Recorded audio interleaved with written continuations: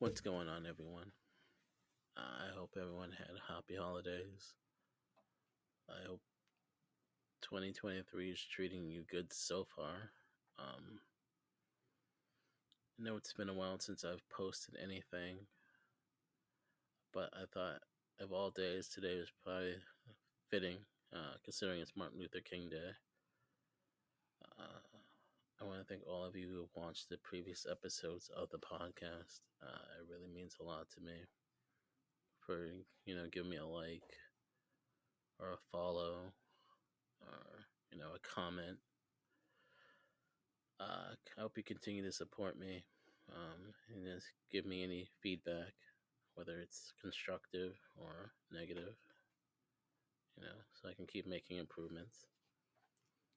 I thought I'd start today a little differently and just recite some words that had a profound impact on my life in particular. Watch your thoughts, they become your words. Watch your words, they become your actions. Watch your actions, they become your habits. Watch your habits, they become your character. And watch your character, it becomes your destiny. Um, Basically, no secret that our country has been founded on racist, sexist, xenophobic ideas. These thoughts or ideas have snowballed into what has become our character, uh, which I feel like primarily exists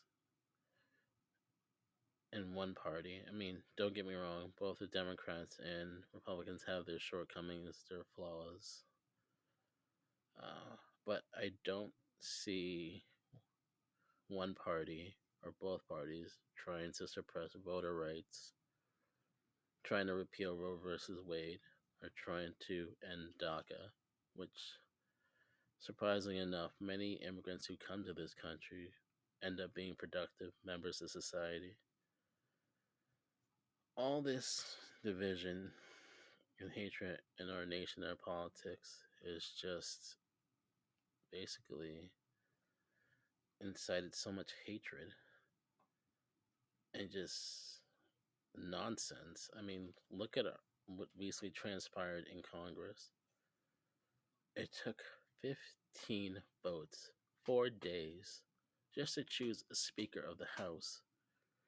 And the only way McCarthy even was able to get enough votes was he had to make concessions to a small group of people in his party, MAGA Republicans, who basically have him by the balls. Um, Soon after he won the nomination or became Speaker, he gave a speech in which he promised to stop the rising debt and end wasteful spending.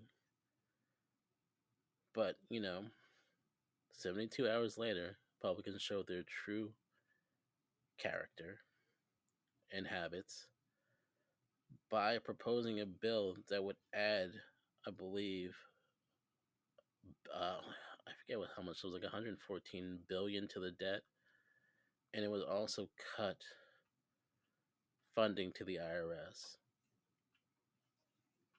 I mean, you can claim to be fiscally responsible. I mean, it's a good claim. It's not accurate. But time and time again, your habit, your character, which pretty much been your destiny, is to cater to the rich. I mean, you had control of the entire government for a couple years, 2016 to 2018, I believe, and you added $7.8 trillion to the debt by giving tax cuts to the rich. I mean, you stand on your soapbox and you claim to be a party of fiscal responsibility, which is proven to be time and time again a lie. You say you care about children by being pro life, but when these children exist on the earth and no longer are in the womb, you don't propose any bills to end child hunger, child abuse, child homelessness.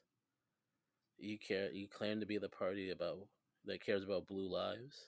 I don't see you proposing any bills that help with law enforcement or proposing any bills that are about gun control because you want to cater to the people who fund your campaigns, which is like the NRA. And it's just irresponsible. It shows what type of character you have. You say things you don't mean, so your words don't line up with your actions. And it's become a habit because it happens all the time, which ultimately shows your character. And it's time for the Republican Party to do better. Step your game up. Because you're ultimately, your character is showing your destiny, which is that you only care about the rich. And I'm sorry, most of our country is not rich. I mean, a lot of people are making minimum wage, and I'm sorry if you're making minimum wage, you should be able to afford the minimum essentials of life: medicine, a roof, food, and many people can't. And it's like I don't see you proposing anything to help them out. You are opposed to limiting college or student debt. You tell people to get a job. I mean, it's ridiculous. People try to better themselves by getting an education. They shouldn't have debt looming over their heads, millions and billions of dollars. That money is better served in the community for those people able to buy goods, homes, so it can be taxed. But you don't see the forest from the trees. And then you coddle members of your party who preach this hateful white Christian nationalist views. It's just hateful rhetoric. You incite riots like January 6th, which now other countries are repeating, like in Brazil. It's like your words lead to bad actions and it becomes habitual because it happens over and over again. And it just shows what crappy character you have. I mean, you never hear of a group of Jewish people attacking Christians or defacing a Christian church. You never hear about members of the LGBTQ community persecuting heterosexual people or beating them up or killing them. You never hear about black and brown people holding torches, marching, saying, "You will not replace us." And to be honest with you, here's a heads up to you, all you neo Nazi, quote unquote Christians. We're not trying to replace you, we're trying to coexist with you. We're trying to provide for our families and make a way in life, just like you are. But the Republicans keep pointing the finger, saying, "Oh, look, these black and brown people are coming into your communities, and these leftists or liberals are trying to turn your kids gay or trans." And it's just not the case or the fact. It's like I'm calling you out, Republican Party, on your words, calling you out on your actions. The fact that you constantly have shown that you only cater to one demographic of people, it just shows your character. And it's becoming your destiny.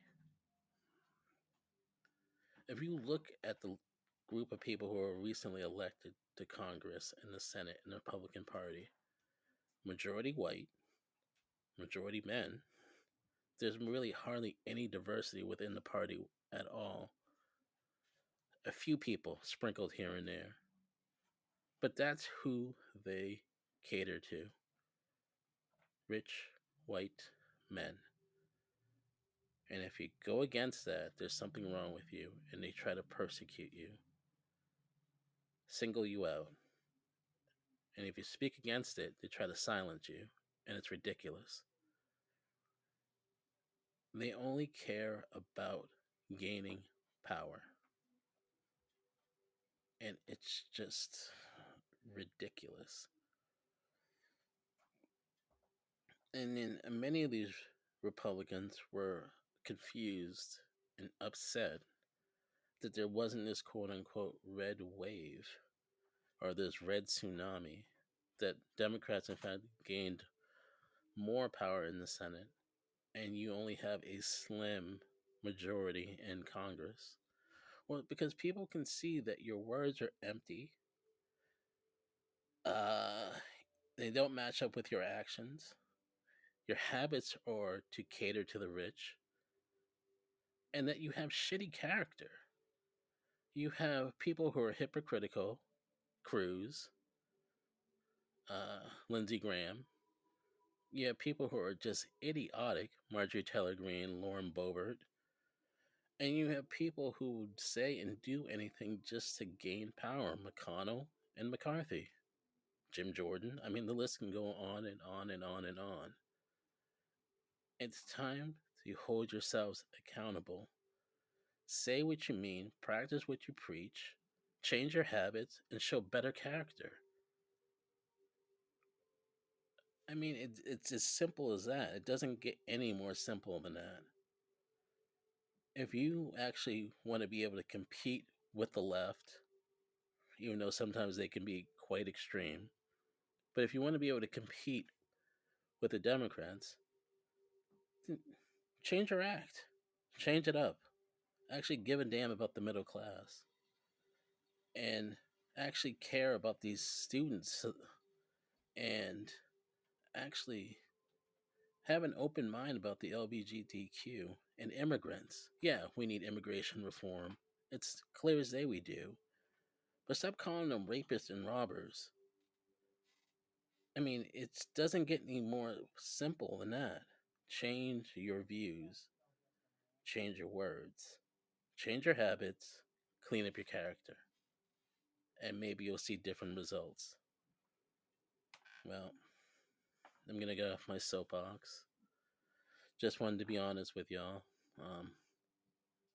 Hope to catch y'all soon.